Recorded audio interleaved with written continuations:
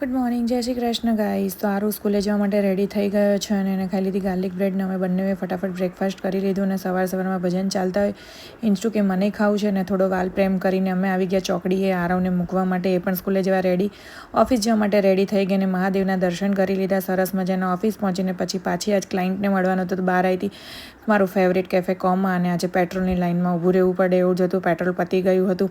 Guys જો કેટલો traffic છે. ઘરે આવીને કાળું મારું સ્વાગત કરે, મમ્મા મને મળો, મમ્મા મને મળો. તો ઠેકડા મારતું હોય અને એને થોડો વાલ પ્રેમ તો કરવો જ પડે. બિચારું સવારનું રાહ જોતું હોય. પછી આવી રીતે આરવની રાહ જોવે ગેટે બેસીને આજે બનાવી નાખ્યા યુનિક પ્રકારના થેપલા. રેસીપી જલ્દીથી આવશે તો કન્ટિન્યુ રહેજો ને મારી ચેનલને લાઇક એન્ડ સબસ્ક્રાઈબ કરી જ દેજો. અને ફટાફટ મેં આરુએ જમી લીધું.